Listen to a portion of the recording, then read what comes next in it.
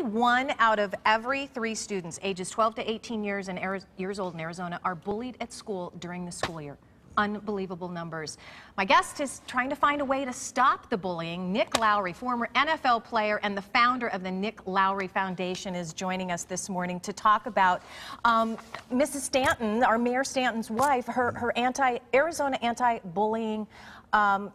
It's a movement, if you will. And you're part of it, Nick. So first of all, welcome to Sonoran Living Live. Thank you. Great to be here. Well, let's talk about this movement and the efforts behind it. It's staggering to think about what's happening between our kids out there, not just at school, but on the playground, you know, at home, everywhere. Why did you decide that this was important to you? Well, I think I've witnessed so many of my brothers in the NFL and in sports running away with the attention they have, being seduced by big corporations and colleges recruiting them, forgetting what really is important in life. Yes. And so my passion is if we can redirect this great energy, because most of them won't be pro athletes anyway, to use their success and their spotlight to reach out to the kids that are not in the spotlight. Now they learn what real leadership is about. And the power was shown by Queen Creek High School just this past year. Carson Jones was asked by the mother of Shai Johnson, a developmentally disabled young person who was being spit on, trash was being thrown at her, just to sit with her at lunch. His best friend Tucker started to sit with him too, the rest of the team did.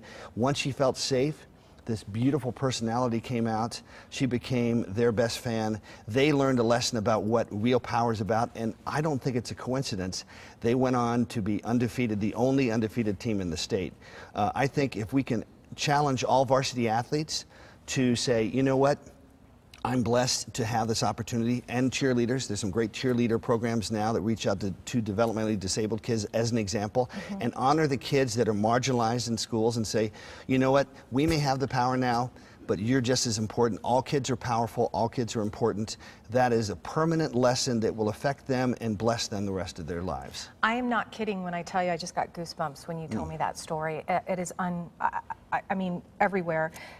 What are the long-term effects of bullying? I mean, I think parents really need to know. I mean, you know, I have to be honest with you. I have a teenager, and you know, and there's been times where, you know, somebody's like, yeah, he's bullying, You know, what does that really mean, and how is that going to affect our kids later? Bullying has to do with your identity of who you are, and also your ability to communicate your emotions. Kids that can articulate how they feel are going to be far less likely to go to prison, commit crime. There's a $200,000 price tag per person that's involved with bullying, in the positive or negative, the impact on the system. But this is also about developing, we've talked about guns in the news the last few days.